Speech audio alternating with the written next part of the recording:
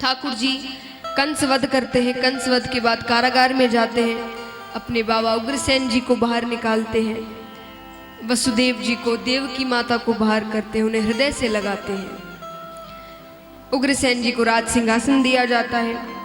कुछ दिनों तक तो ठाकुर जी यहाँ रहते हैं। फिर वसुदेव जी उन्हें गुरुकुल भेज देते हैं विद्या अर्जन करने के लिए। 1 वर्ष वो गुरुकुल रहते हैं। गुरुकुल में उनकी भेंट सुदामा जी से होती है। किन से होती है? सुदामा जी से।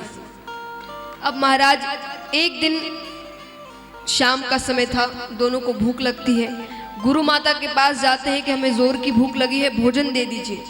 गुरु माता ने कहा कि लकड़ियां खत्म हो गई है, तुम जंगल से जाकर लकड़ियां काट कर ले आओ, तब तक मैं यहाँ खाने की तैयारी कर देती हूँ, आओगे तुरंत भोजन बन जाएगा।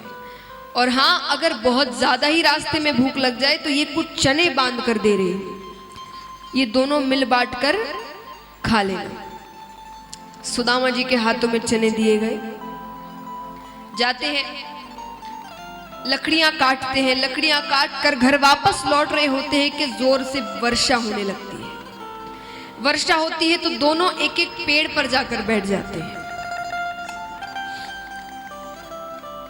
पेड़ पर वर्षा जब थोड़ी हल्की हो जाती है तब सुदामा जी को भूख लगती है। सुदामा जी चने खाने शुरू करते हैं। पहले अपने हिस्से के चने खा लेते हैं, फिर सोचते हैं थोड़ा सा और खा लूंगा तो क्या पता चलेगा। अब इसी बीच ठाकुर जी सुदामा जी से पूछते हैं, अरे सुदामा, तुम चने खा रहे हो क्या? सुदामा जी ने कहा, नहीं तो। अरे मुझे दांत बजते हैं भोजन करते वक्त, आवाज आ रही है।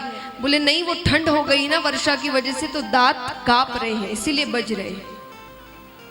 अच्छी बात है। और यहाँ पर थोड़ा और खा लूंगा, थोड़ा और खा लूंगा करते करते सुदामा जी पूरे चने खा लेते। सुबह होती है, वर्षा रुकती है, दोनों उतरते हैं। ठाकुर जी कहते हैं, अरे बड़ी जोर की भूख लगी है, जरा वो चने देना तो। सुदामा जी रोने लग जाते हैं। सुदामा जी ने कहा, वो चने तो मैंने खा लिए। ठाकुर जी कहते हैं, अच्छा रो मत, वहां जाकर किसी से मत कहना कि तुमने अकेले ने खाए, कहना हम दोनों ने मिल बांट कर खा लिए। अब यहां गुरुकुल बैठे बैठे गुरु जी ने ये सारा दृश्य देख लिया।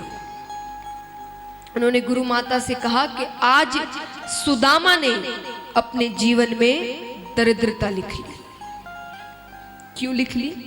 कभी किसी का हक नहीं लेना। वो सिर्फ भोजन में नहीं, भोजन में किसी का हक, किसी और के हक का खाना रखा है, उसे नहीं खाना।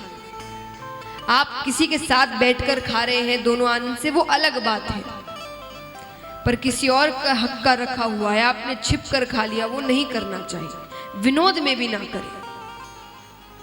किसी और के हक की खुशियां नहीं लेना, किसी और के हक का धन नहीं लेना। ये चीजें आपकी जिंदगी में दरिद्रता लिख ली। आप अपने हक के जितना धन कमाना चाहते हैं जरूर कमाइए, उसमें कोई गलत नहीं है, कोई पाप नहीं है। सही रास्ते से, ईमानदारी से आपको जितना धन चाहिए उतना धन कमाइए, पर किसी और के हक का धन मत लीजिए। वो कुछ समय के लिए आपको सुख देगा, ऐसा नहीं है उस समय ही दरिद्रता आ जाती है, पर कहीं ना कहीं उसका परिणाम मिलेगा। आज नहीं, 1 साल बाद, 1 साल नहीं 10 साल बाद, पर वो जरूर मिलेगा। तो सुदामा जी घर जाते ही थोड़ी दरिद्र हो गए थे। कई वर्षों तक वो ठीक रहे, उनका विवाह हुआ, बच्चे हुए, उसके बाद दरिद्रता ने उन्हें घेरा। पर गलत करेंगे तो दंड मिलेगा, आज नहीं तो कल जरूर मिलेगा। सब्सक्राइब करें टोटल भक्ति को। अब हमारे वीडियोस को सबसे पहले देखने के लिए बेल आइकन को दबाना ना भूलें। इस वीडियो को लाइक और शेयर जरूर करें। आप हमारे चैनल को सब्सक्राइब भी कर सकते हैं।